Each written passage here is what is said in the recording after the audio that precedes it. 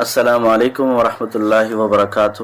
الحمد للہ رب العالمین والصلاة والسلام علی اشرف الانبیاء والمرسلین نبینا وحبیبنا وقائدنا وقدوتنا وقرۃ اعیننا محمد وعلی آلہ واصحابہ ومن سار علی نہجہ وتمسک بسنتہ الی یوم الدین۔ اللہم صل علی محمد وعلی آل محمد کما صلیت علی ابراہیم وعلی آل ابراہیم انک حمید مجید۔ اللہم بارک علی محمد وعلی آل محمد کما بارکت علی ابراہیم وعلی آل ابراہیم انک حمید مجید۔ اللہم انا نسألک الہدی والتقی والعفاف والغنی۔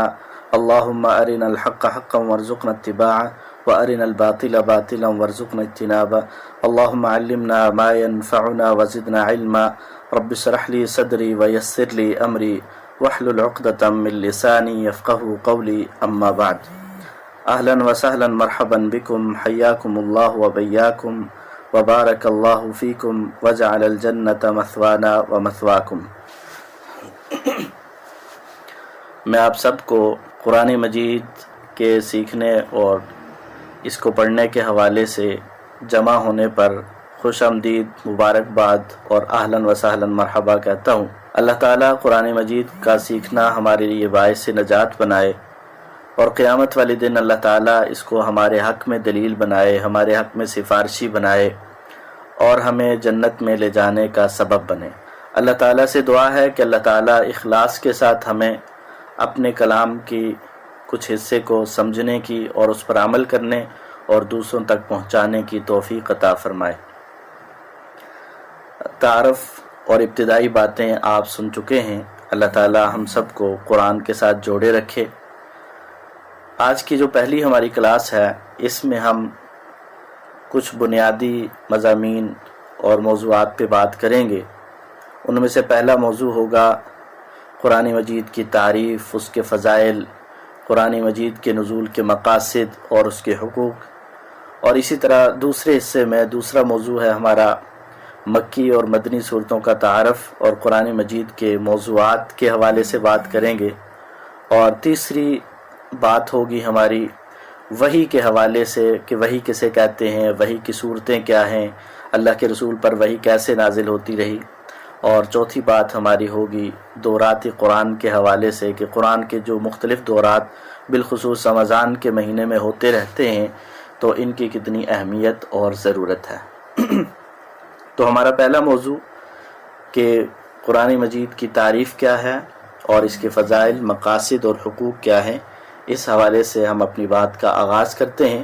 تو قرآن مجید کی مختلف تعریفیں کی گئی ہیں۔ سب سے جامع تعریف جو قرآن مجید کی گئی ہے کہ قرآن کسے کہتے ہیں، کلام اللہ تعالی المنزل علی نبیہ محمد صلی اللہ علیہ وسلم، اللہ تعالیٰ کا وہ کلام جو اللہ کے نبی محمد صلی اللہ علیہ وسلم پر نازل کیا گیا، المعجز بلفظہ و معناہ، جس کے الفاظ اور جس کے معنی دونوں ہی اعجاز رکھتے ہیں، معجز ہیں، یعنی اس کا مقابلہ نہیں کیا جا سکتا، وہ دوسروں کو عاجز کرنے والے ہیں۔ المتعبد بتلاوتہ، جس کی تلاوت کرنا عبادت ہے اور اجر و ثواب کا باعث ہے۔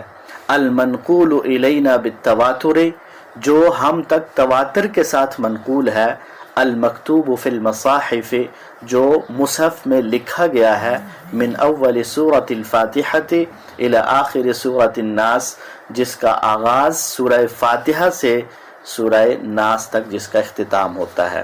تو قرآن مجید کی یہ تعریف، یعنی یہ تعریف عام طور پر ہر بندے کو ضرورت نہیں ہوتی۔ ہمیں جب کہا جاتا ہے کہ قرآن کیا ہے تو ہم کہتے ہیں کہ اللہ کی طرف سے نازل کی گئی آخری کتاب۔ تو یہ اتنی ساری بات اگر آپ کو پتہ ہے اور آپ جانتے ہیں، ظاہر ہے کہ قرآن مجید پر ایمان لانا یہ ہمارے ایمان کا حصہ ہے، اور اس کے بغیر ہمارا ایمان مکمل نہیں ہو سکتا۔ تو ہم نے ایمان کیسے لانا ہے کہ یہ اللہ کا کلام ہے، اللہ نے خود کلام کیا ہے، جبرائیل نے وہ کلام سنا ہے اور نبی صلی اللہ علیہ وسلم تک پہنچایا ہے۔ یعنی قرآن کریم اللہ تعالیٰ کا وہ کلام ہے جو اس کے پیغمبر محمد پر نازل کردہ ہے، یعنی موسیٰ علیہ السلام اور عیسیٰ علیہ السلام اور دوسرے نبیوں پر نازل ہونے والی کتابوں کو ہم قرآن نہیں کہیں گے۔ دوسری چیز اس میں جو تعریف سے ہمیں ثابت ہوتی ہے اور پتہ چلتا ہے کہ الفاظ کے اعتبار سے قرآن مجید معجز ہے، یعنی اس جیسے الفاظ کوئی نہیں لا سکتا۔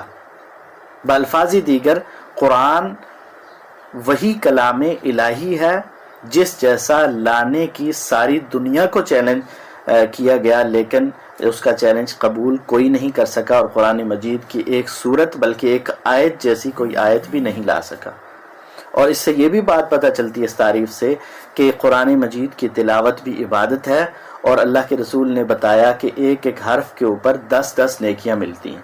اور پھر اس تعریف سے یہ بھی پتہ چلتا ہے کہ وہ مصاحف میں تحریر شدہ ہے، یعنی جو مصاحف میں تحریر نہیں، جیسے منسوخ آیات ہیں یا اس طرح، تو وہ قرآن مجید کا حصہ اب نہیں سمجھی جائیں گی۔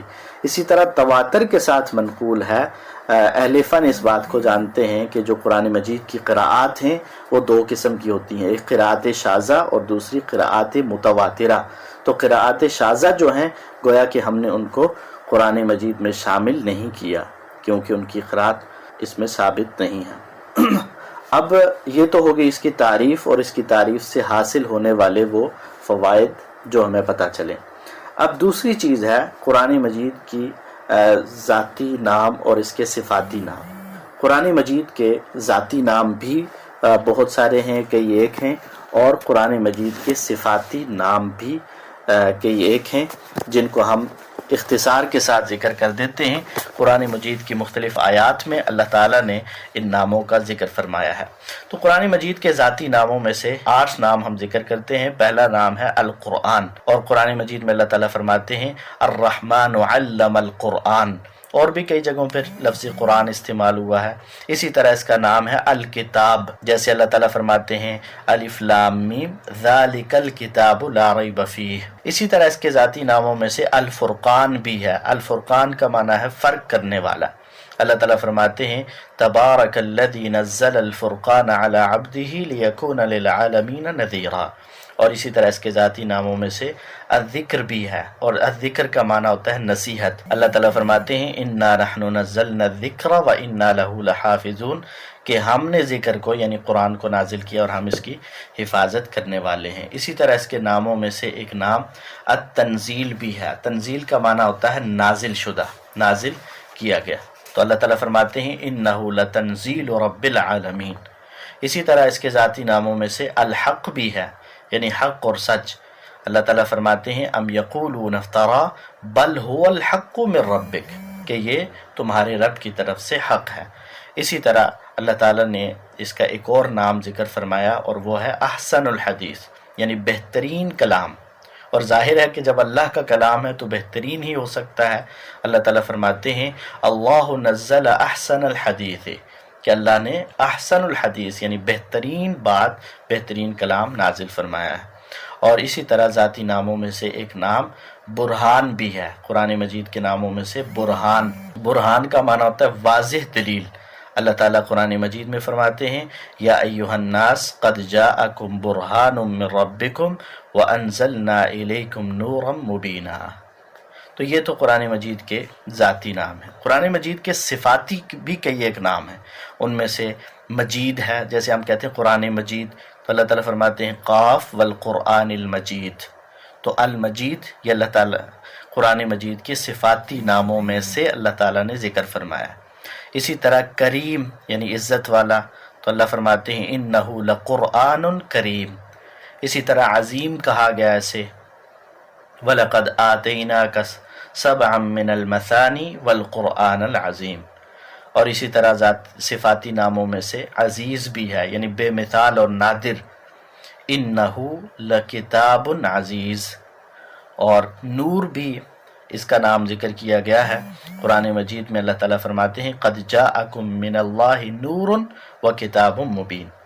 اور اسی طرح اس کے صفاتی ناموں میں سے موعظہ ہے، شفا ہے، ہدا ہے، رحمت ہے، مبارک ہے، کہ اللہ تعالیٰ نے اس کو مبارک بھی قرار دیا ہے۔ اسی طرح مبین، حکیم، علی یعنی بلند مرتبے والا، انا جعلناہ قرآنا عربیا لعلکم تعقلون وانہ فی ام الکتاب لدینا لعلی حکیم۔ تو حکیم اور علی دونوں صفتیں بھی یہاں بیان کی گئی۔ اسی طرح اس قرآن مجید کو بشیر کہا گیا ہے، نذیر کہا گیا ہے، مصدق یعنی تصدیق کرنے والا کہا گیا ہے، مہیمن یعنی حفاظت کرنے والا۔ تو اس طرح اس کے کئی ایک صفاتی نام بھی موجود ہیں قرآن مجید میں۔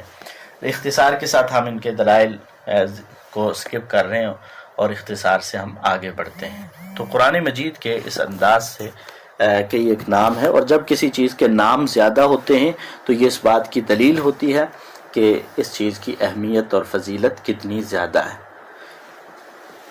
اب ہم آتے ہیں قرآن مجید کے اہمیت اور فضیلت کے حوالے سے بات کرتے ہیں۔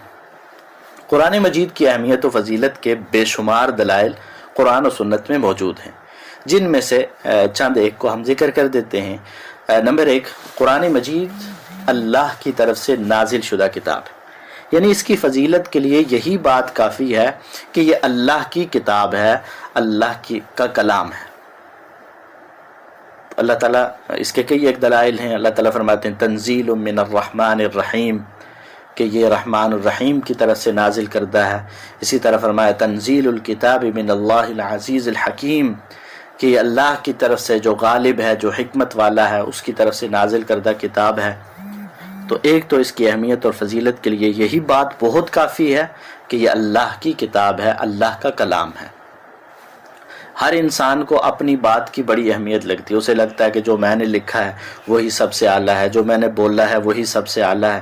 ہر کوئی انسان نا کوئی تحریر لکھ کے، کوئی تقریر کر کے، کوئی خط لکھ کے، کوئی اور حتیٰ کہ ہم پیپروں میں سوالوں کے جواب لکھ کے بھی سمجھتے ہیں کہ جو میں نے کیا بہت اچھا ہے، لیکن اللہ رب العالمین کا جو کلام ہے اس کا تو کوئی مقابلہ نہیں ہے۔ اللہ کا کلام تو احسن الکلام ہے۔ تو ایک تو اس کی فضیلت کے لیے یہی بات کافی ہے کہ یہ اللہ کی طرف سے نازل شدہ کتاب ہے۔ اور اسی طرح فضیلت کے حوالے سے دوسری بات کہ قرآن اللہ کا کلام ہے یا اس کے کلمات ہیں، یعنی قرآن اللہ کا کلام اور اللہ کے کلمات ہیں۔ قرآن مجید میں سورہ توبہ میں اللہ تعالیٰ فرماتے ہیں وَإِنَّ أَحَدٌ مِّنَ الْمُشْرِكِينَ اسْتَجَارَكَ فَأَجِرْهُ حَتَّى يَسْمَعَ كَلَامَ اللَّهِ، کہ مشرکین میں سے اگر کوئی آپ سے پناہ مانگتا ہے تو آپ اسے پناہ دے دیں، حَتَّى يَسْمَعَ كَلَامَ اللَّهِ، یہاں تک کہ وہ اللہ کے کلام کو سن لے، یعنی یہ اللہ کا کلام ہے۔ اور اسی طرح سورہ فتح میں فرمایا یریدون ان یبدلوا کلام اللہ، لوگ یہ چاہتے ہیں کہ وہ بدل دیں کلام اللہ، اللہ کے کلام کو۔ تو یہ اللہ کا کلام ہے، تو اللہ کی طرف سے نازل کردہ ہے، اور صرف نازل کردہ نہیں ہے۔ نمبر 2، یہ اللہ کا کلام ہے۔ اور نمبر 3، اس کی اہمیت اور فضیلت کے لیے یہ بھی ایک بہت بڑی بات ہے کہ اس کی حفاظت کا ذمہ اللہ تعالیٰ نے خود لیا ہے۔ اللہ تعالیٰ فرماتے ہیں اِنَّا نَحْنُ نَزَّلْنَا الذِّكْرَ وَإِنَّا لَهُ لَحَافِظُونَ، کہ ہم نے اس ذکر کو نازل کیا اور ہم اس کی حفاظت کرنے والے ہیں۔ تو قرآن مجید کی اہمیت اور فضیلت بے شمار دلائل ہیں۔ 3 تو ابھی ہم نے ذکر کیے۔ نمبر 4، یہ قرآن مجید ایسا معجزہ ہے کہ اس قرآن جیسا قرآن نہیں بنایا جا سکتا، اس کی 10 صورتیں نہیں بنائی جا سکتی، اس جیسی ایک صورت نہیں بنائی جا سکتی، بلکہ اس جیسی ایک آیت بھی نہیں بنائی جا سکتی۔ اور اللہ تعالیٰ نے یہ چیلنج مجھے اور آپ کو ہی نہیں، ہم سے پہلے جو لوگ اپنے آپ کو عرب کہتے تھے اور دوسروں کو عجمی کہتے تھے، یعنی ہمیں بات کرنی آتی ہے اور دوسروں کو بات کرنی نہیں آتی، جنہیں اپنی فصاحت و بلاغت پہ بڑا مان تھا اور جو اپنے آپ کو بڑا فصیح و بلیغ سمجھتے تھے، اللہ تعالیٰ نے انہیں چیلنج کیا۔ اور کیسے کیسے کیا؟ ایک جگہ پہ اللہ تعالیٰ نے اس پورے قرآن جیسا قرآن لانے کا چیلنج کیا اور کہا قُلْ لَئِنِ اجْتَمَعَتِ الْإِنسُ وَالْجِنُّ عَلَىٰ أَن يَأْتُوا بِمِثْلِ هَذَا الْقُرْآنِ، کہہ دیجئے کہ اگر جمع ہو جائیں انسان اور جنات اس بات پر کہ وہ اس قرآن جیسا قرآن لے آئیں، لا یأتون بمثلہ، تو وہ اس جیسا قرآن نہیں لا سکتے، ولو کان بعضهم لبعض ظہیرا، اگرچہ وہ ایک دوسرے کے مددگار ہی کیوں نہ ہو، وہ سارے مل جائیں ایک دوسرے کی مدد کریں، مدد کرنے کے باوجود وہ اس قرآن جیسا قرآن نہیں لا سکتے اور نہیں لا سکے۔ اللہ تعالیٰ نے اس چیلنج میں مزید تخفیف کر دی، اور سورہ ہود میں اللہ تعالیٰ نے کہا کہ آپ پورا قرآن تو نہیں لا سکتے، چلیں 10 صورتیں لے آئیں۔ اللہ تعالیٰ فرماتے ہیں ام یقولون افترا، کیا وہ یہ کہتے ہیں کہ پیغمبر نے یہ قرآن گھڑ لیا ہے، خود سے بنا لیا ہے؟ قل فأتوا بعشر سور مثلہ، تو کہہ دیجئے کہ تم اس جیسی 10 صورتیں لے آؤ، مفتریات، اپنی طرف سے گھڑی ہوئی، اور صرف تم نہیں، وادعوا من استطعتم من دون اللہ، اللہ کے علاوہ جس کو چاہو بلا لو، جس کے بارے میں تم سمجھتے ہو نا کہ وہ تمہارے کام آ سکتا ہے، تمہیں نفع پہنچا سکتا ہے یا تمہارے ساتھ کوئی مدد کر سکتا ہے، تو اسے بھی بلا لو اور خود بھی آ جاؤ اور سارے مل کر 10 صورتیں لے آؤ، ان کنتم صادقین، اگر تم سچے ہو۔ 10 صورتیں بھی نہیں لا سکے، اللہ تعالیٰ نے چیلنج میں مزید تخفیف کر دی اور کہا کہ اب ایک صورت لے آؤ، اور صورت بھی کوئی سورہ بقرہ جیسی لازمی نہیں ہے، قرآن مجید کی سب سے چھوٹی صورت جیسی صورت لے آؤ، لیکن وہ بھی نہیں لا سکے۔ اللہ تعالیٰ نے چیلنج کرتے ہوئے کہا وَإِن كُنتُمْ فِي غَيْبٍ مِّمَّا نَزَّلْنَا عَلَىٰ عَبْدِنَا، جو ہم نے اپنے بندے پر نازل کیا، اگر تم اس کے بارے میں کسی شک میں مبتلا ہو تو کیا کرو، فَأْتُوا بِسُورَةٍ مِّن مِّثْلِهِ، تو اس جیسی ایک صورت لے آؤ، اور اکیلے نہیں، وَادْعُوا شُهَدَاءَكُم مِّن دُونِ اللَّهِ، اللہ کے علاوہ جو تمہیں لگتا ہے کہ تمہارے مددگار ہیں، کام آنے والے ہیں، انہیں بھی بلا لو، ان کو بھی بلا لو اور خود بھی جمع ہو جاؤ اور سارے سر جوڑ کے بیٹھو اور قرآن مجید جیسی ایک صورت لے آؤ۔ یہ بھی نہیں لا سکے۔ اللہ تعالیٰ نے سورہ مرسلات میں جا کے اس چیلنج میں مزید تخفیف کر دی اور کہا فَلْيَأْتُوا بِحَدِيثٍ مِّثْلِهِ، کوئی ایک بات لے آؤ اس قرآن جیسی، کوئی ایک آیت ہی لے آؤ۔ تو تاریخ گواہ ہے کہ آج تک کوئی قرآن مجید کی ایک آیت جیسی آیت بھی نہیں لا سکا اور قیامت تک لا بھی نہیں سکتا، کیونکہ یہ اللہ تعالیٰ کا وہ معجزہ ہے جو اللہ تعالیٰ نے آخری پیغمبر کو دیا ہے، اور جب تک پیغمبر کی نبوت باقی ہے اس معجزے کا کوئی رد نہیں کر سکتا اور اس کے چیلنج کو کوئی قبول نہیں کر سکتا۔ اب آئیے اس قرآن مجید کے سیکھنے کے فضائل کیا ہیں؟ جب یہ قرآن اتنا عظیم ہے، اس کے نام اتنے ہیں، اس کی صفات اتنی ہیں، اور یہ اتنا عظیم کلام ہے، تو اس کے پڑھنے کی اور اس کے سیکھنے کے کیا فضائل ہیں؟ تو ان میں سے چند ایک ہم ذکر کر دیتے ہیں۔ پہلی فضیلت کہ یہ اللہ کے ساتھ ایسی تجارت ہے جس میں خسارے کے کوئی چانس نہیں، جس میں خسارہ نہیں ہو سکتا۔ انسان کو جب موقع ملتا ہے، سیزن آتا ہے، تو لوگ کمائی کے لیے نکلتے ہیں اور کوشش کرتے ہیں کہ ہم کم وقت میں بہت کچھ کما لیں، لیکن ڈر بہرحال رہتا ہے کہ ہو سکتا ہے کہ ہمارا یہ کاروبار، ہماری تجارت، ہم جو بھی معاملات کر رہے ہیں ان میں نقصان ہی نہ ہو جائے، نقصان کا خطرہ رہتا ہے۔ لیکن قرآن مجید کے ساتھ جو بندہ جڑتا ہے اور اللہ کے اس کلام کو سیکھتا اور سکھاتا ہے، پڑھتا ہے، تلاوتیں کرتا ہے، اس کے حقوق ادا کرتا ہے، تو وہ ایسی تجارت کر رہا ہے اپنے رب کے ساتھ کہ جس میں خسارے کا کوئی چانس نہیں ہے۔ اللہ تعالیٰ فرماتے ہیں ان الذین یتلون کتاب اللہ، کہ بے شک وہ لوگ جو اللہ کی کتاب کی تلاوت کرتے ہیں، وَأَقَامُوا الصَّلَاةَ، اور نماز قائم کرتے ہیں، وَأَنفَقُوا مِمَّا رَزَقْنَاهُمْ سِرًّا وَعَلَانِيَةً، اور جو ہم نے انہیں دیا ہے اس میں سے ظاہراً اور پوشیدہ طور پر خرچ کرتے ہیں۔ 3 کام بتائے یہاں، فرمایا جو اللہ کی کتاب کی تلاوت کرتے ہیں، نماز قائم کرتے ہیں، اور اللہ کے دیے ہوئے میں سے ظاہراً بھی اور پوشیدہ بھی خرچ کرتے ہیں، یہ ایسے تاجر ہیں، ایسے کامیاب تاجر ہیں جو اپنے رب سے تجارت کر رہے ہیں۔ اور پھر ان کی تجارت کا فائدہ کیا ہے؟ یرجون تجارت لن تبور، کہا کہ ایسی تجارت کی امید رکھتے ہیں کہ جس میں جو ختم ہونے والی نہیں ہے، جس میں نقصان اور خسارہ نہیں ہوگا۔ دنیا میں کوئی آدمی تجارت کاروبار کرنا چاہتا ہے، کوئی بھی بزنس کرنا چاہتا ہے، وہ تجربہ کار لوگوں سے مشورہ کرتا ہے، پوچھتا ہے میں یہ کام کرنا چاہتا ہوں کیسے کروں، اور پھر مشورہ دینے والے مختلف مشورے دیتے ہیں، کوئی اچھا مشورہ دیتا ہے، کوئی مخلص ہوتا ہے، اخلاص کے ساتھ مشورہ دیتا ہے، کوئی ڈبونا چاہتا ہے، وہ اپنا کوئی انتقام لینا چاہتا ہے، غلط مشورہ دے دیتا ہے جان بوجھ کے بھی۔ لیکن اللہ سے جو بندہ، جس بندے کے بارے میں اللہ تعالیٰ گارنٹی دے رہے ہیں کہ یہ تجارت وہ ہے جس میں کوئی خسارہ نہیں ہے، تو کیا خیال ہے ہمیں اللہ کے مشورے اور اللہ کی خبر پہ یقین نہیں ہونا چاہیے؟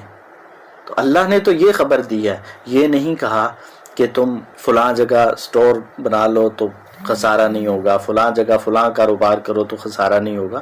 یہ کام بتائے ہیں 3 کہ یہ 3 کام کرو، خسارے کے کوئی چانس نہیں ہے، فائدہ ہی فائدہ ہوگا، نفع ہی نفع ہوگا. ایک آدمی اگر 10 سال لگا کے قرآن مجید کا ایک پارہ بھی حفظ کرتا ہے یا سمجھتا ہے یا سیکھتا ہے نا، تو یہ خسارے والا سودا نہیں ہے، کیونکہ وہ روزانہ کی بنیاد پہ پڑھ تو رہا ہے نا، قرآن کے ساتھ جڑا ہوا ہے، تو کتنی فضیلتیں پا رہا ہے. تو پہلی فضیلت تو یہ ہے کہ یہ ایسی تجارت ہے جس میں خسارہ نہیں ہے. اور دوسری فضیلت کہ قرآن سیکھنے اور سکھانے والے کے بارے میں اللہ کے رسول نے یہ کہا کہ وہ بہترین ہے، لوگوں میں سے بہترین ہے. آج ہم مال کے پیچھے کیوں بھاگتے ہیں؟ لوگوں میں ہماری عزت ہو.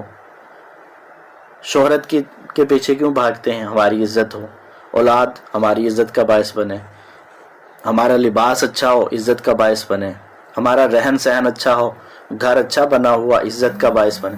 یہ عزتیں حاصل کرنے کے لیے ہم ایسا کر رہے ہیں.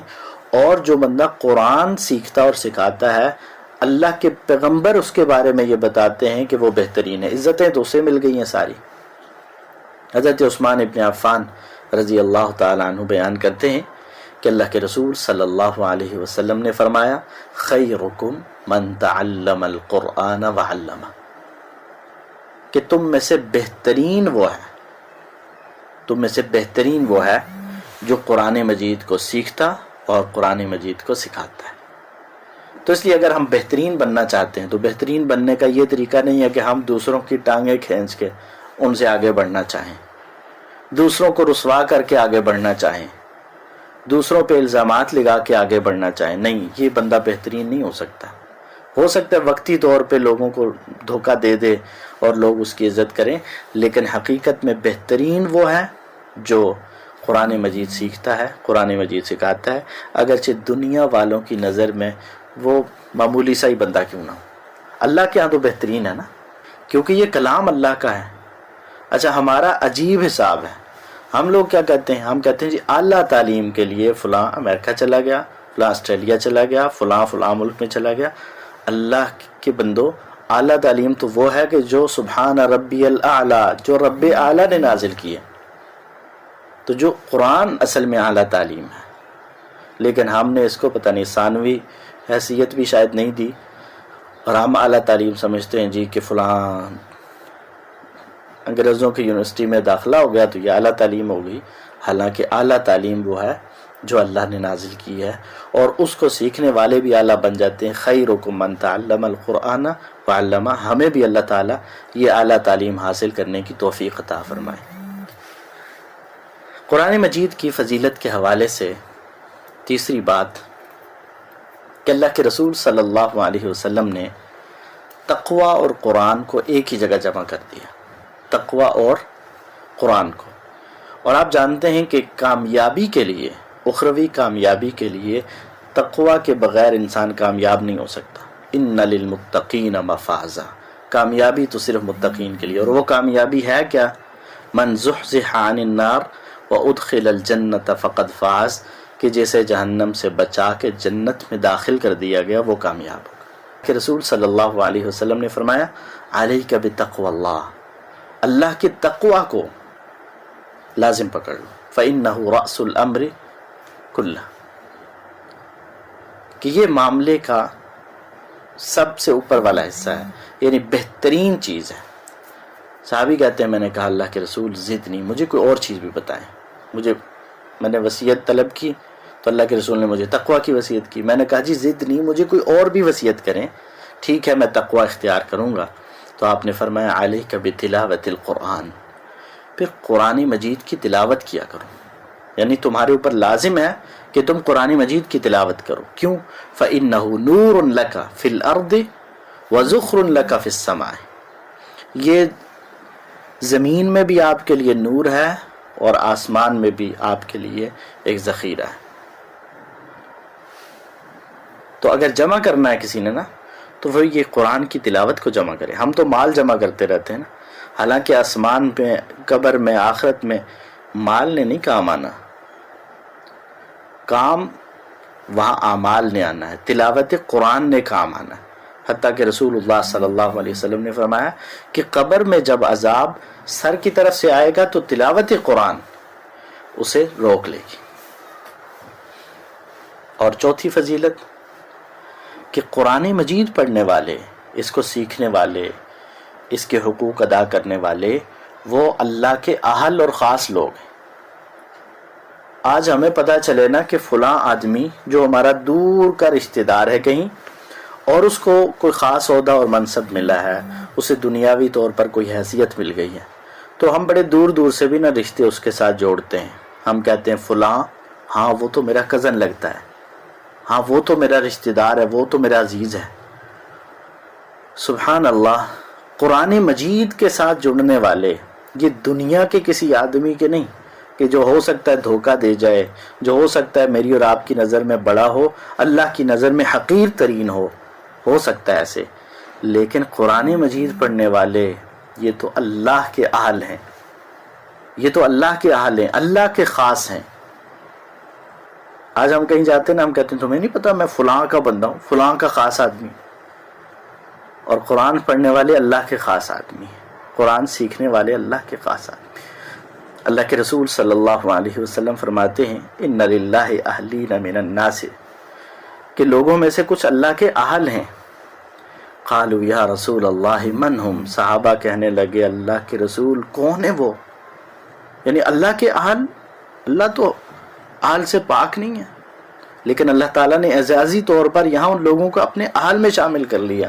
صحابہ بھی کہنے لگے یا رسول اللہ من ہم، اللہ کے رسول وہ کون ہیں؟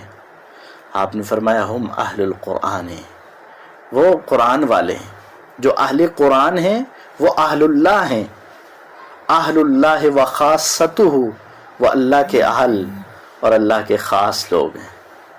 اللہ ہمیں بھی اپنے اس اہل میں اور خاص لوگوں میں شامل فرمائے، لیکن یہ شامل ہونا میرے اور آپ کے اختیار میں نہیں ہے، یہ رب کی توفیق سے ہی ممکن ہے، اور رب کی توفیق بھی اسے ملتی ہے والذین جاہدوا فینا لنہدینہم سبلنا، اللہ کا وعدہ جو ہماری طرف آنا چاہتا ہے ہم اپنے راستے اسے سکھا دیتے ہیں، جو اللہ کا اہل بننا چاہتا ہے اللہ تعالیٰ اسے اپنے قریب کر لیتے ہیں۔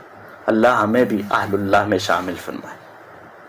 قرآن مجید کے اس کے علاوہ اور کئی ایک فضائل ہیں۔ آپ رمضان کے مہینے میں قرآن مجید پڑھنے کے، سیکھنے کے فضائل سنتے رہتے ہیں، اور قرآن تو ہے ہی ایسا عظیم کہ قرآن کا تعلق جس جس چیز سے بھی جڑا ہے وہ عظیم ہی ہوتی چلی گئی ہے۔ دیکھیں جس مہینے میں نازل ہوا وہ مہینہ افضل ہو گیا، جس رات میں نازل ہوا وہ رات افضل ہو گئی، جس شہر میں نازل ہوا وہ شہر افضل ہو گئے، جس امت پہ نازل ہوا وہ امت افضل ہو، جس پیغمبر پہ نازل ہوا ہے وہ سید الانبیاء والبشر ہے۔ تو یہ قرآن جس جس کا قرآن کے ساتھ تعلق بنتا ہے وہ عظمتیں ہی پاتا ہے، وہ رفعتیں ہی پاتا ہے۔ اللہ تعالی ہمیں بھی قرآن کے ان فضائل کو حاصل کرنے کی توفیق عطا فرمائے۔ اب ہم اگلے حصے کی طرف بڑھیں گے کہ قرآن مجید کی نزول کے مقاصد کیا ہیں، اللہ نے یہ قرآن کیوں نازل کیا، اس کے حقوق کیا ہیں، کہ قرآن مجید کو اللہ تعالیٰ نے کن مقاصد کے لیے نازل کیا ہے۔ بعض علماء نے نزول قرآن کے مقاصد کے ایک ذکر کیے ہیں، ان میں سے چند ایک کا ہم ذکر کرتے ہیں۔ پہلا مقصد کہ لوگوں کو عقیدہ اور عبادت کا طریقہ اور سلیقہ سکھایا جائے، ان کے یعنی آپ یہ کہہ سکتے ہیں کہ عقیدے کی اصلاح۔ پہلا مقصد کیا ہے؟ قرآن مجید کے نزول کا عقیدے کی اصلاح۔ دوسرا مقصد ہے اخلاق کی اصلاح، اور تیسرا مقصد قرآن مجید کے نزول کا یہ ہے کہ احکام الہی کا سکھانا، یعنی یہ کام فرض ہے، یہ کام لازم ہے، یہ کام کرو، یہ نہ کرو، جس کو ہم کہتے ہیں نا شریعت سازی، حلال و حرام کو متعین کرنا۔ تو پہلا مقصد اصلاح عقیدہ، دوسرا مقصد اصلاح اخلاق، اور تیسرا مقصد ہے شریعت سازی، اور چوتھا مقصد ہے سیاست و قیادت کی تعلیم، کہ سیاست قیادت کیسی ہونی چاہیے، اسلامی سیاست۔ ظاہر ہے ہمارے ہاں جب لفظ سیاست کا استعمال ہوتا ہے تو ہمارے ذہنوں میں فوراً وہ جمہوری نظام اور پھر پارلیمنٹ اور فلاں فلاں یہ چیزیں آتی ہیں، یہ مراد نہیں ہے۔ سیاست امت مطلب ظاہر ہے کہ امت کو چلانے کے لیے ایک حاکم کی ضرورت ہے، اس کے معاونین کی ضرورت ہے، ان کی ذمہ داریوں کا تعین ہے، اس کے انتخاب کا طریقہ ہے، یہ ساری چیزیں اس میں شامل ہیں۔ تو قرآن ہمیں یہ بھی سکھاتا ہے۔ اسی طرح قرآن مجید ہمیں یہ سکھاتا ہے کہ سابقہ لوگوں کے واقعات کیا ہیں، ان کی خبریں کیا ہیں، وہ کیسے لوگ تھے، ان میں اچھے کون سے تھے، برے کون سے تھے۔ تو سابقہ امتوں کے قصص اور واقعات، اور ظاہر ہے کہ یہ واقعات اور قصے صرف ٹائم پاس کرنے کے لیے نہیں بلکہ عبرت حاصل کرنے کے لیے، تاکہ ان میں اچھی چیزیں تھیں تو ہم انہیں اپنائیں، اور اگر کوئی بری چیزیں تھیں تو ہم ان سے بچ سکیں اور اپنے آپ کو بچا سکیں۔ اور اسی طرح قرآن مجید کے نزول کا ایک چھٹا مقصد یہ ہے کہ لوگوں کو یا مخاطبین کو، جو مخاطب ہیں، جو قرآن مجید جن سے خطاب کر رہا ہے، ان لوگوں کی تربیت اور ان لوگوں کو سکھانا کہ تمہاری ضروریات کیا ہیں، تو ان کے حالات کے مطابق انہیں تعلیم دینا۔ تو قرآن مجید نے اس کا بڑا اہتمام کیا ہے کہ لوگوں کے حالات کے مطابق انہیں سکھایا ہے۔ گویا کہ ہمیں دوسرے لفظوں میں یہ سمجھ آتی ہے قرآن مجید کے اسلوب اور انداز سے کہ قرآن مجید ایک ہی لاٹھی سے اونٹ اور بکری کو ہانکنے کا قائل نہیں ہے، بلکہ قرآن یہ سکھاتا ہے کہ اونٹ کو رکھنا ہے تو کیسے رکھیں، بکری رکھنی ہے تو کیسے رکھیں، گائے رکھنی ہے تو کیسے رکھیں۔ اسی طرح قرآن سکھاتا ہے کہ حاکم کے ساتھ اگر آپ کے معاملات ہیں تو کیسے ہونے چاہیے، رعایا کے ساتھ ہیں تو کیسے ہونے چاہیے، بڑوں کے ساتھ کیسے ہونے چاہیے، چھوٹوں کے ساتھ کیسے ہونے چاہیے، امیر کے ساتھ کیسے ہونے چاہیے، غریب کے ساتھ کیسے ہونے چاہیے، اور لوگوں کی ضروریات کو اور ان کے معاملات کو سمجھ کر ان کے ساتھ ڈیلنگ ہونی چاہیے۔ اور قرآن مجید کا ساتواں مقصد اس کے نزول کا یہ بھی ہے کہ اس میں واعظ و نصیحت ہے، اس میں خوشخبریاں ہیں نیکی کرنے والوں کے لیے، ان میں ڈراوا ہے برائی کرنے والوں کے لیے، گناہ کرنے والوں کے لیے۔ تو قرآن مجید موعظہ ہے، نصیحت ہے، اور اسی طرح بشیر و نذیر ہے، یعنی بشارتیں دیتا ہے اور نہ ماننے والوں کو ڈراتا ہے۔ اور قرآن مجید کا ایک آٹھواں مقصد یہ قرآن مجید کا معجزہ ہونا بھی ہے کہ نبی صلی اللہ علیہ وسلم کی رسالت کی صداقت پر یہ معجزہ ہے، نبی صلی اللہ علیہ وسلم کی صداقت پر یہ معجزہ ہے۔ اور قرآن مجید کی کئی ایک مقاصد ہیں نزول کے، لیکن ہم اسی پر اکتفا کرتے ہیں۔ اسی طرح اب سوال یہ ہے کہ قرآن مجید کے ہمارے اوپر حقوق کیا ہیں۔ یہ قرآن جو اللہ نے نازل کیا ہے، جسے محفوظ بنایا، جس کی اتنی فضیلت ہے، مقام ہے، مرتبہ ہے، اس کو پڑھنے والا اتنا اعلیٰ ہو جاتا ہے، لیکن سوال یہ ہے کہ قرآن مجید کے ہمارے اوپر کیا حقوق ہیں۔ تو اختصار کے ساتھ میں 5 حقوق کا ذکر کروں گا۔ پہلا حق قرآن مجید کا یہ ہے کہ اس قرآن مجید پر ایمان لایا جائے، اور ظاہر ہے کہ ہمارا ایمان اس وقت تک مکمل نہیں ہوتا جب تک ہم قرآن پر ایمان نہ لائیں۔ ہر شخص پر واجب ہے کہ وہ اس کتاب کے کلام الہی ہونے اور رہتی دنیا تک تمام لوگوں کے لیے کتاب ہدایت ہونے پر ایمان لائے۔ اللہ تعالیٰ قرآن مجید میں فرماتے ہیں، یا ایھا الذین آمنوا آمنوا باللہ ورسولہ والکتاب الذی نزل علی رسولہ، کہ ایمان والو تم ایمان لاؤ اللہ پر، اللہ کے رسول پر، اور اس کتاب پر جو اللہ نے اپنے رسول پر نازل کی۔ تو اس کتاب پر ہم نے ایمان لانا ہے۔ اس کتاب پر ایمان لانے میں درج ذیل امور شامل ہیں۔ نمبر 1 کہ یہ اللہ کا کلام ہے۔ نمبر 2 اس میں مذکور ہر چیز کی تصدیق کی جائے۔ نمبر 3 اس کتاب میں جو حلال ہے اسے حلال اور جو حرام ہے اسے حرام مانا جائے۔ نمبر 4 یہ کتاب قیامت تک کے لیے کتاب ہدایت ہے، اب اسے کوئی کتاب یا کسی نبی کی تعلیم منسوخ نہیں کر سکتی۔ تو یہ تو قرآن مجید کا پہلا حق آ گیا کہ اس پر ایمان لایا جائے، اور ایمان کے 4 تقاضے ہم نے ذکر کیے کہ اللہ کا کلام مانیں، اس کی ہر چیز کی تصدیق کریں، اس میں جو حلال ہے اس کو حلال اور جو حرام ہے اس کو حرام مانیں، اور یہ مانیں کہ یہ کتاب قیامت تک کے لیے ہے۔ اور دوسرا حق اس قرآن کا یہ ہے کہ اس کی تلاوت کی جائے، کہ اس کتاب مبارک کا صبح و شام اس کی تلاوت ہو، دن رات اس کی تلاوت ہو۔ اور تیسرا حق اس کا یہ ہے، اور بلکہ دوسرے حق کے حوالے سے سورہ بقرہ میں اللہ تعالیٰ فرماتے ہیں الذین آتیناہم الکتاب یتلونہ حق تلاوتہ، کہ جنہیں ہم نے کتاب دی ہے وہ اس کی تلاوت کرتے ہیں حق تلاوتہ، جیسے اس کی تلاوت کا حق ہے۔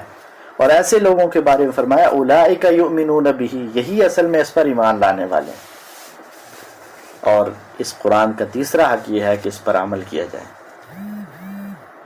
اس میں جو احکامات ہیں ان کے مطابق زندگی گزاری جائے، اس میں جس کو حلال کہا گیا ہے اسے حلال مانا جائے، جس کو حرام کہا گیا ہے اسے حرام سمجھا جائے، اس سے بچا جائے، اس سے دور رہا جائے۔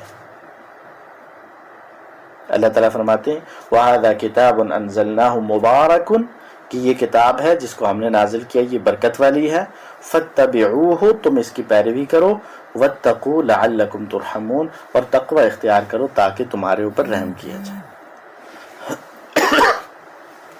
اور قرآن مجید کے حقوق میں سے چوتھا حق یہ ہے کہ اس میں غور و فکر کیا جائے، تدبر، تفکر، اسے سمجھنے کی کوشش کی جائے، اس کے معنی کی گہرائی تک پہنچنے کے لیے اس میں غور کیا جائے۔ لیکن وہ معنی کی گہرائی ہمیں کب پتہ چلے گی؟ جب کم از کم ہمیں اس کا ترجمہ آتا ہوگا۔ اگر ہمیں ترجمہ ہی نہیں آتا تو ہم اس کو سمجھیں گے کیسے، اور اس میں غور و فکر کیسے کریں گے، گہرائی میں کیسے جائیں گے؟ اللہ تعالیٰ فرماتے ہیں کتاب انزلناہ الیک مبارک لیدبروا آیاتہ، کہ یہ بابرکت کتاب جو ہم نے نازل کی ہے، کس لیے؟ لیدبروا آیاتہ، تاکہ وہ اس کی آیتوں میں غور کریں، ولیتذکر اولو الالباب، اور تاکہ جو عقل والے ہیں وہ اس سے نصیحت حاصل کریں۔ اور اسی طرح سورہ محمد میں فرمایا افلا یتدبرون القرآن ام علی قلوب اقفالها، کیا یہ قرآن پر غور نہیں کرتے یا ان کے دلوں پر تالے تو نہیں لگے ہوئے ہیں؟ اور اسی طرح پانچواں حق اس کا یہ ہے کہ اس کی تعلیم اور تبلیغ کا اہتمام کیا جائے۔ نبی کریم صلی اللہ علیہ وسلم نے فرمایا بلغوا عنی ولو آیا، کہ تم میری طرف سے آگے پہنچا دو اگرچہ ایک آیت ہی کیوں نہ ہو۔ تو کسی کو ایک آیت بھی آتی ہے تو اس کا کام بنتا ہے کہ وہ اس کی تبلیغ کرے، اس کی تعلیم دے اور دوسروں کو سکھائے۔ یہ نہیں ہے کہ خود اس نے سیکھ لیا ہے بس وہ اسی کو کافی سمجھے اور اسی پہ اکتفا کر لے، بلکہ اس کا کام بنتا ہے کہ وہ دوسروں کو بھی نصیحت کرنے والا، دوسروں تک بات پہنچانے والا بنے۔ اب ہم آتے ہیں اپنے دوسرے بنیادی موضوع کی طرف کہ مکی اور مدنی صورتوں کا تعارف اور قرآن مجید کے موضوعات۔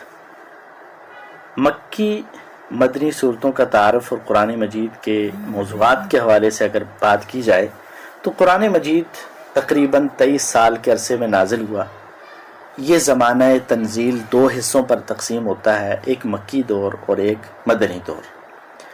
مکی دور سے مراد قرآن مجید اترنے کا وہ زمانہ ہے جو ہجرت سے پہلے تھا، خواہ وہ نزول مکہ میں ہوا ہو یا مکہ سے باہر ہوا ہو، کسی بھی جگہ ہوا ہو، لیکن جو ہجرت سے پہلے قرآن مجید کا حصہ نازل ہوا ہے تو اسے ہم کہتے ہیں مکی، اور جو ہجرت کے بعد نازل ہوا اسے کہتے ہیں مدنی۔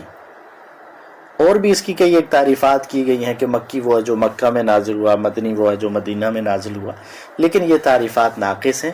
صحیح تعریف یہ ہے، مکی اور مدنی کا فرق صحیح یہ ہے کہ جو ہجرت سے پہلے نازل ہوا وہ مکی ہے، اور جو ہجرت کے بعد نازل ہوا وہ مدنی ہے، چاہے وہ جہاں بھی نازل ہوا۔ تو قرآن مجید کی کل 114 صورتوں میں سے 86 جو صورتیں ہیں وہ مکی ہیں، جبکہ 28 مدنی ہیں۔ جبکہ کچھ علماء کا قول یہ ہے کہ متفقہ طور پر جو مدنی صورتیں ہیں وہ 20 ہیں، اور جن میں اختلاف ہے وہ 12 ہیں، اور جو بالاتفاق مکی صورتیں ہیں وہ 86 ہی ہیں۔ یعنی جن کا اتفاق ہے کہ وہ مکی صورتیں ہیں تو وہ تو 86 ہیں۔ باقی 28 جو بچ گئی وہ ساری کی ساری کیا مکی ہیں، مدنی ہیں یا نہیں ہیں، تو اس بارے میں علماء کا اختلاف ہے، لیکن آپ اسی قول کو یاد رکھ لیں کہ 86 وہ مکی ہیں اور 28 وہ مدنی ہیں۔ یعنی دوسرے لفظوں میں آپ یہ کہہ سکتے ہیں کہ قرآن مجید کا بہت سارا حصہ وہ مکی ہے، لیکن مکی صورتیں عموماً چھوٹی ہونے کی وجہ سے تعداد میں زیادہ ہو گئی ہیں، اور مدنی صورتیں وہ بڑی صورتیں ہیں، تو اس وجہ سے تعداد میں تو کم ہے لیکن قرآن مجید کا ایک بہت بڑا حصہ اس میں بھی شامل ہے۔ اب مکی اور مدنی صورتوں کی خصوصیات کیا ہیں؟ مکی صورتوں میں کس قسم کی آیات ہوتی ہیں اور جو مدنی صورتیں ہیں ان میں کس قسم کی آیات ہوتی ہیں؟ تو مکی صورتوں کی جو خصوصیات ہیں ان میں سے 5 کا میں آپ کے سامنے ذکر کرتا ہوں۔ پہلی خصوصیت تو یہ ہے کہ مکی صورتوں کی آیات اور صورتیں مختصر اور مدلل ہیں، یعنی مکی صورتوں کی جو صورتیں ہیں وہ صورتیں بھی عموماً مختصر ہیں اور ان کی آیات بھی چھوٹے چھوٹے ٹکڑوں پر مشتمل ہیں۔ نمبر 2، ان کے اسلوب میں قوت ہے اور خطابت میں شدت بیان زیادہ خوبصورت ہے، یعنی ذرا سختی ہے ان میں، شدت ہے، خطابت ہے، قوت ہے، الفاظ کی قوت، جو الفاظ ہی انسان کو جھنجھوڑتے ہیں، جن کا معنی سمجھنا تھوڑا سا مشکل ہو جاتا ہے بندے کے لیے۔ اور تیسرا کہ ان میں مقابلہ بت پرستوں اور متکبر و غرور عناصر سے ہے، یعنی چونکہ مکہ میں بت پرست تھے، اہل کتاب وہاں نہیں تھے، تو اس لیے مکی صورتوں میں جو ہجرت سے پہلے نازل ہوئی ہیں تو ان میں عموماً جو مسلمانوں کا مقابلہ ہے یا قرآن مجید جن پہ رد کرتا ہے تو وہ اہل کتاب ہیں یا اپنا بت پرست ہیں، مشرکین ہیں، اہل کتاب نہیں۔ یا اسی طرح جو اپنے مال کی وجہ سے، جو اپنے حسب و نسب کی وجہ سے، جو اپنے عہدوں اور منصب کی وجہ سے مغرور اور متکبر تھے، تو اللہ تعالیٰ نے ان کی رسوائی اور پستی کا ذکر کیا۔ اسی طرح چوتھا بنیادی موضوع جو ہے مکی صورتوں کا کہ ان میں عقائد و ایمانیات کی دعوت ہے اور انہی پر زیادہ توجہ دی گئی ہے۔ اور 5واں بنیادی عنصر مکی صورتوں میں یہ ہے کہ مسلمانوں کو صبر اور نرمی کا حکم ہے۔ تکلیفیں آ رہی ہیں، کافروں کی طرف سے اذیتیں پہنچائی جا رہی ہیں، لیکن اس کے باوجود جہاد کا حکم نہیں دیا، بلکہ صبر کرنے، برداشت کرنے، نرمی کرنے کا حکم دیا ہے۔ اور جو مدنی صورتیں ہیں ان کی خصوصیات یہ ہیں کہ نمبر 1، آیات اور صورتیں طویل اور متعدد احکام موجود ہیں ان میں۔ ایک تو صورتیں بھی لمبی لمبی ہیں، پھر ان میں جو آیات ہیں وہ بھی لمبی لمبی ہیں۔ آپ دیکھیں سورہ بقرہ کتنی لمبی صورت ہے، اور سب سے بڑی جو آیت ہے آیت الدین وہ بھی سورہ بقرہ میں ہی ہے، تو یہ ہے بھی مدنی۔ پھر کئی ایک احکامات ہیں حلال و حرام ہونے کے اعتبار سے، کسی کام کے کرنے یا نہ کرنے کے بارے میں جو کچھ کہا گیا تو یہ عموماً مدنی صورتوں میں ہے۔ اسی طرح مدنی صورتوں کا جو انداز بیان ہے وہ سادہ اور نرمی والا، اس میں الفاظ کی بہت زیادہ شدت نہیں۔ اور تیسرا کہ ان میں اہل کتاب اور منافقین سے خطاب ہے، یعنی جہاں منافقین کو خطاب کیا گیا ہے، جہاں اہل کتاب کو خطاب کیا گیا ہے، تو آپ یہ سمجھ سکتے ہیں کہ یہ مدنی حصہ ہے۔ اسی طرح مدنی صورتوں میں عموماً عبادات اور معاملات کو ذکر کیا گیا، مکی صورتوں میں زیادہ عقائد اور ایمانیات کو بیان کیا گیا ہے، جبکہ مدنی صورتوں میں زیادہ عبادات اور معاملات کو بیان کیا گیا ہے اور ان کی کثرت ہے۔ اور اسی طرح 5ویں خصوصیت مدنی صورتوں کی یہ ہے کہ یہاں احکام و مسائل کے ساتھ ساتھ جہاد کا حکم ہے، جہاد کی ترغیب ہے، اور جہاد کی بہت ساری آیات مدنی صورتوں میں موجود ہیں۔ پھر ان کی پہچان کے بھی مختلف طریقے ہیں، مکی صورتوں کی پہچان کے طریقے ہیں، مدنی صورتوں کی پہچان کے طریقے ہیں، لیکن بات بہت لمبی ہو جائے گی، اس لیے ہم تھوڑا سا اختصار سے کام لیتے ہیں۔ اب ہم آتے ہیں اس بات کی طرف کہ وحی کیا ہوتی ہے۔ ہم کہتے ہیں نا قرآن اللہ کی طرف سے نازل کرتا ہے، اللہ کی وحی ہے، تو وحی کا کیا مطلب ہوتا ہے اور وحی کے کیا طریقے ہیں، کس کس انداز سے وحی نازل ہوتی رہی۔ لفظی طور پر اگر ہم دیکھیں تو عربی زبان میں لفظ وحی کا جو استعمال ہے وہ اشارے کے لیے بھی ہوتا ہے، وہ لکھنے کے لیے بھی ہوتا ہے، وہ جلدی کے لیے بھی ہوتا ہے، وہ آواز کے لیے بھی ہوتا ہے، تو مختلف اس کے معنی ہیں، اشارہ، لکھنا، جلدی، آواز، یا اسی طرح کوئی بات کہیں کسی دل میں ڈال دینا، القاء جس کو ہم کہتے ہیں، تو ان سارے معنی کے لیے لفظ وحی کا استعمال ہوتا ہے۔ لیکن اصطلاحی طور پر ہم وحی کس کو کہتے ہیں؟ وحی کا معنی ہوتا ہے الوحی کلام اللہ تعالی المنزل علی نبی من انبیائہ کہ وہی اللہ تعالیٰ کا کلام جو اللہ کے نبیوں میں سے کسی نبی پر نازل کیا گیا. اور پھر اس کی مختلف صورتیں ہو سکتی ہیں. مثال کے طور پہ اس کی 4 صورتوں کا ہم ذکر کرتے ہیں. آپ وہ 4 صورتیں جو ہیں میرے ساتھ نوٹ کر لیں، لکھ لیں. پہلی صورت کہ اللہ تعالیٰ خود اپنے نبی سے کلام کریں. اللہ تعالیٰ کا خود اپنے نبی سے کلام کرنا، گفتگو کرنا. جیسے طور پر موسیٰ علیہ السلام سے گفتگو ہوئی، معراج کی رات نبی کریم صلی اللہ علیہ وسلم سے گفتگو ہوئی. یہ ایک انداز ہو گیا وحی کا. دوسرا انداز ہے کہ اللہ تعالیٰ اپنے پیغمبر کے دل میں کوئی بات ڈال دیں. ہم کہتے ہیں نا، اس بات کو تو ہم سارے جانتے ہیں، وَمَا يَنْطِقُ عَنِ الْهَوَىٰ إِنْ هُوَ إِلَّا وَحْيٌ يُوحَىٰ، کہ پیغمبر اپنی مرضی سے نہیں بولتے، وہ تو وحی سے بولتے ہیں. تو اللہ تعالیٰ جب ان کے دل میں ڈالتے تھے کہ آپ اس کا یہ جواب دیں، تو اللہ کے رسول جواب دیتے تھے. تو وحی کی ایک صورت یہ ہے. 2 صورتیں ہو گئی. تیسری صورت ہے سچے خواب کے ذریعے کوئی بات بتا دی جائے، یعنی نبیوں کا خواب. عام لوگوں کا خواب وہ وحی نہیں ہے، لیکن نبیوں کا خواب وہ وحی ہے. اور چوتھی صورت ہے جبرائیل امین کے ذریعے سے پیغام بھیجنا. اور قرآن مجید جو نازل ہوا نا، وہ ان 4 صورتوں میں سے آخری صورت، یعنی حضرت جبرائیل کے ذریعے سے پورے کا پورا نازل ہوا. یعنی قرآن مجید میں وحی کی پہلی صورت کہ ڈائریکٹ کلام، دوسری صورت دل میں بات ڈال دینا، تیسری صورت خواب آ جانا، ان میں سے کوئی قسم بھی موجود نہیں ہے. قرآن مجید میں صرف ایک ہی صورت ہے کہ قرآن حضرت جبریل کے ذریعے سے ہی نازل ہوا ہے. تو یہ قرآن مجید کے نزول اور اصطلاحی تعریف کے حوالے سے کہ وحی کا معنی کیا ہے، مطلب کیا ہے، اور پھر قرآن ان قسموں میں سے کس قسم پہ نازل ہوا ہے، تو وہ صرف جبرائیل علیہ السلام کے ذریعے سے ہی نازل ہوا. پھر وحی کے یہ ایک معنی ہے کہ یہ مفہوم ہے. مثلا وحی امر حکم کے معنی میں بھی آتی ہے، وحی کا لفظ بھیجنے کے معنی میں بھی آتا ہے، وحی کا لفظ اشارے کے معنی میں بھی آتا ہے، اور اسی طرح الہام کر دینا، اور اسی طرح حکم دینا. اور وسوسے کے لیے بھی وحی کا لفظ استعمال ہوا ہے کہ شیطان جو ہے وہ ایک دوسرے کی طرف وحی کرتے ہیں، یعنی وسوسہ ڈالتے ہیں. تو مختلف اس کے معنی استعمال ہوئے ہیں، لیکن ہم نے یہاں وحی قرآن کون سی وحی ہے، تو قرآن اللہ تعالیٰ کی وہ وحی ہے جو اللہ تعالیٰ نے جبرائیل علیہ السلام کے ذریعے سے نبی کریم صلی اللہ علیہ وسلم تک پہنچائی ہے. اب ہم مختصر سی بات کریں گے کہ قرآن مجید کے یہ جو مختلف دورے ہوتے ہیں، چاہے وہ کسی بھی صورت میں کوئی بھی کرا رہا ہو، تو ان کی بڑی اہمیت ہوتی ہے اس حوالے سے کہ انسان کم وقت میں زیادہ کچھ پڑھ لیتا ہے. اور بالخصوص رمضان کے مہینے میں حضرت عبداللہ ابن عباس رضی اللہ تعالیٰ عنہ فرماتے ہیں کان نبی صلی اللہ علیہ وسلم اجود الناس، کہ اللہ کے رسول سب سے زیادہ سخی ہوتے تھے. وکان اجود، عام روٹین میں آپ سب سے زیادہ سخی تھے. وکان اجود ما یکون فی رمضان، اور رمضان کے مہینے میں تو آپ بہت زیادہ سخاوت کرتے تھے. حین یلقاہ جبریل، جب جبرائیل آپ سے ملاقات کرتے. فیدارسہ القرآن، اللہ کے رسول ان کے ساتھ قرآن کا دور کرتے.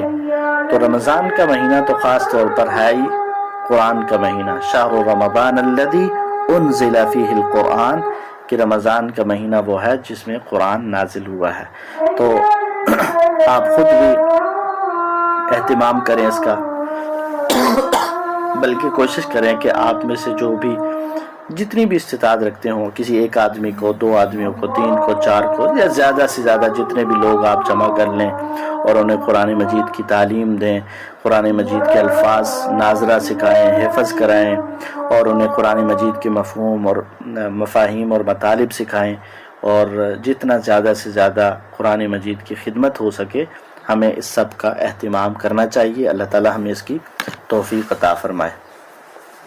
تو آج کی گفتگو میں ہم اسی پر اکتفا کرتے ہیں. آخری چیزیں ہم نے کچھ اختصار کے ساتھ ذکر کی ہیں تاکہ بات بہت لمبی نہ ہو جائے، بلکہ اس کے ساتھ ساتھ اب ہم تھوڑا سا، میرے خیال سے اگر ہم سورہ فاتحہ آج کے سبق میں پڑھ لیں تو کل انشاءاللہ ہم پھر سورہ بقرہ سے اپنے سبق کا آغاز کر لیں گے. سورہ فاتحہ تھوڑا سا مختصر سا ہم اس کے حوالے سے پڑھیں گے، اور پھر جیسے کہ پہلے آپ کو طریقہ کار بتایا گیا ہے کہ ہم کوشش کریں گے کہ ایک ایک پارے میں سے 20 مضامین چونکہ مکمل ترجمہ اور تفسیر وہ تو بہت زیادہ وقت کا متقاضی ہے کہ کم از کم 2.5-3 گھنٹے کم از کم ہوں، تو پھر ایسا ہو سکتا ہے کہ ترجمہ کیا جائے اور پھر اس کا ساتھ ساتھ اس کی وضاحت کی جائے، تفسیر کی جائے، لیکن ہم اس انداز سے نہیں، لیکن موضوعات کے انداز سے انشاءاللہ بات کریں گے۔ تو ایک ایک پارے میں ہم 20 موضوعات یا لگ بھگ انشاءاللہ وہ ذکر کریں گے، اور ان پہ انشاءاللہ ہم تفصیل سے بات کریں گے آیات اور احادیث کی روشنی میں۔ بہت زیادہ تفصیلی بات تو پھر بھی نہیں ہو سکے گی، ظاہر ہے کہ ایک پارے میں 20 چیزیں جو گھنٹے میں ہم نے کور کرنی ہیں تو اختصاری ہوگا وہاں پہ بھی، لیکن اگر آپ اپنے پاس کوئی کاپی قلم وغیرہ رکھیں گے اور اس کو ساتھ لکھیں گے، نوٹ کریں گے، تو انشاءاللہ آپ اس سے مستفید ہو سکتے ہیں۔ اللہ تعالی ہمیں حق بات کہنے، سمجھنے اور عمل کرنے کی توفیق عطا فرمائے۔ تو سورہ فاتحہ کا تعارف، اس کا نام اور اس کی وجہ تسمیہ، یہ مکی صورت ہے اور اس کی آیات کی تعداد 7 ہے۔ الفاتحہ کا لفظی مطلب ہے کھولنے والی، جسے ہم مقدمہ کہہ سکتے ہیں۔ بعض مفسرین کے نزدیک یہ اتنی جامع ترین صورت ہے کہ پورے قرآن کے مضامین اس میں جمع کر دیے گئے ہیں۔ سورہ فاتحہ کے جو موضوعات ہیں ان میں توحید اور اس کی اقسام ہیں، آخرت ہے، ہدایت کی دعا ہے، اللہ کے انعام یافتہ بندوں کا تذکرہ ہے، اور اس کے مقابلے میں جن لوگوں پر اللہ کا غضب ہوا اور جو گمراہ ہوئے ان کا بھی تذکرہ ہے۔ تو آپ یہ سمجھیں کہ بنیادی ساری چیزیں، توحید اور اس کی تینوں اقسام بھی آ گئی، آخرت کا بھی ذکر آ گیا، ہدایت کی دعا بھی آ گئی، انعام یافتہ لوگوں اور مغضوب اور ضالین لوگوں کا بھی تذکرہ آ گیا۔ تو یہ قرآن مجید کا خلاصہ اور نچوڑ ہے۔ یہی وجہ ہے کہ سورہ فاتحہ کو بڑی اہمیت حاصل ہے۔ اس کے کئی ایک نام ہیں، فاتحۃ الکتاب ہے، ام القرآن ہے، ام الکتاب ہے، السبع المثانی ہے، القرآن العظیم ہے، اسی طرح الحمد ہے، الصلاۃ ہے اس کا معنی۔ تو کئی ایک اس کے نام ہیں اور اس کی فضیلت اور تعارف کسی سے بھی پوشیدہ نہیں ہے۔ نبی کریم صلی اللہ علیہ وسلم حضرت ابو سعید سے فرماتے ہیں، الا اعلمک اعظم سورۃ فی القرآن قبل ان اخرج من المسجد۔ صحیح بخاری کی روایت ہے، اللہ کے رسول نے فرمایا کہ کیا میں تمہیں مسجد سے نکلنے سے پہلے قرآن کی سب سے عظیم سورت نہ سکھا دوں؟ یعنی یہ سب سے عظیم سورت ہے۔ آپ دیکھیں الفاظ کے لحاظ سے سورہ بقرہ سب سے بڑی ہے، لیکن عظمت کس کو ملی ہے؟ سورہ فاتحہ کو۔ تو اللہ کے رسول صلی اللہ علیہ وسلم صحابی کہتے ہیں کہ جب مسجد سے نکلنے لگے فذکرتہ، تو میں نے آپ کو یاد کرایا، میں نے یاد دلایا آپ کو کہ آپ نے تو کہا تھا کہ مسجد سے نکلنے سے پہلے میں سب سے بڑی سورت سکھا دوں۔ تو آپ نے فرمایا الحمدللہ رب العالمین ہی السبع المثانی والقرآن العظیم الذی اوتیتہ۔ تو آپ نے فرمایا کہ یہ یعنی سب سے عظیم سورت کون سی؟ الحمدللہ رب العالمین ہے، یعنی سورہ فاتحہ ہے، اور یہی سبع المثانی ہے، یہی قرآن عظیم ہے جو مجھے دیا گیا ہے۔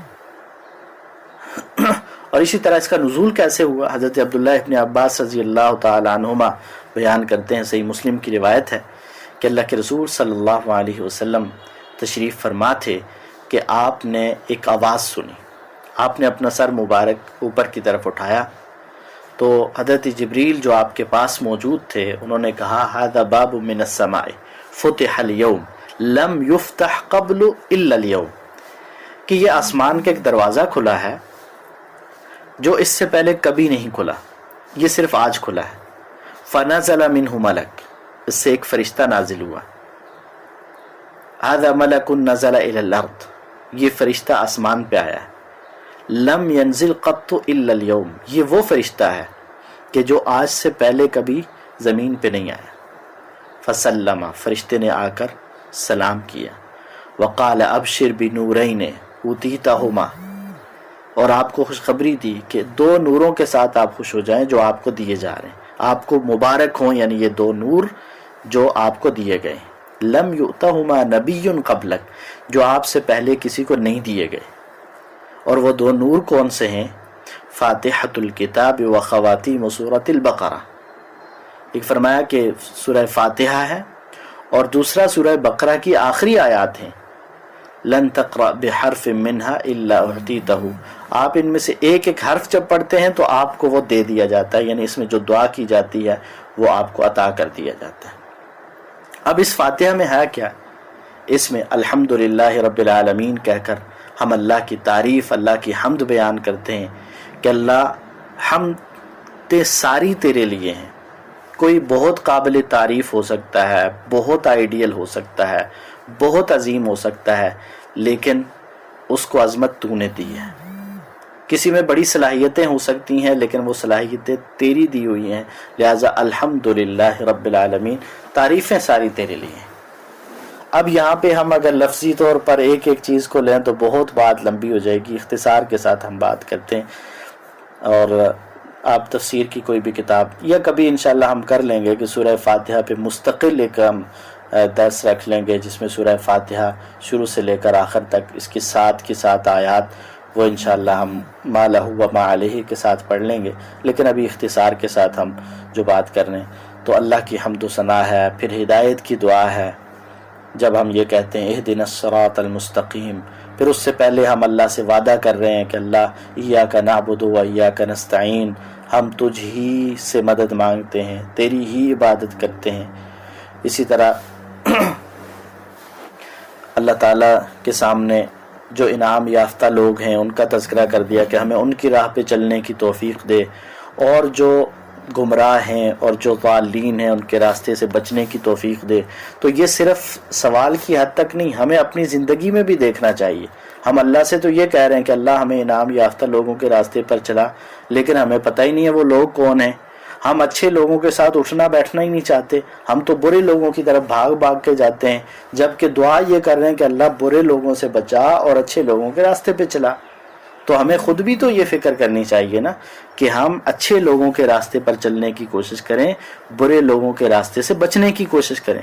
لیکن ہمارا عجیب حساب ہے کہ ہم رب سے دعائیں تو یہ کرتے ہیں کہ اللہ اچھے لوگوں کے راستے پر چلا، بروں سے بچا، اور جاتے کہاں ہیں؟ جب موقع ملتا ہے ہم برے لوگوں کی طرف جاتے ہیں، اچھے لوگوں کی طرف ہم جانا ہی نہیں چاہتے. تو یہ میرے اور آپ کے لیے سبق بھی ہے کہ ہم اللہ سے اگر صراط مستقیم مانگتے ہیں، اچھے لوگوں کا راستہ مانگتے ہیں، تو پھر ہمیں اچھے لوگوں کے راستے پر خود بھی چلنا چاہیے، اچھے لوگوں کو تلاش کرنا چاہیے، ان کے ساتھ اٹھنا بیٹھنا چاہیے. اللہ کے رسول صلی اللہ علیہ وسلم نے فرمایا المرء علی دین خلیلہ، انسان اپنے دوست کے دین پہ ہوتا ہے. فلینظر احدکم من یخالل، تم میں سے ہر ایک دیکھ لے کہ وہ کس کے ساتھ اٹھتا بیٹھتا ہے، کس کے ساتھ دوستی ہے اس کی، تعلق واسطہ اس کا کس کے ساتھ ہے. تو اللہ تعالی ہمیں توفیق عطا فرمائے کہ ہم اچھے لوگوں کے ساتھ اٹھنے بیٹھنے والے، ان کے ساتھ تعلقات رکھنے والے ہوں، اور برے لوگوں سے بچنے والے اور برے لوگوں کے راستوں اور طریقوں سے بچنے والے ہوں. جو ہم نے کہا، جو سنا، جو آج کے سبق میں ہم نے پڑھا، اس میں جو غلطی کوتاہی ہوئی اللہ تعالیٰ اس سے درگزر فرمائے، اور جو صحیح بات ہوئی اس پر عمل کرنے کی توفیق عطا فرمائے. سبحانک اللہم و بحمدک، نشہد ان لا الہ الا انت، نستغفرک و نتوب الیک. والسلام علیکم ورحمۃ اللہ وبرکاتہ.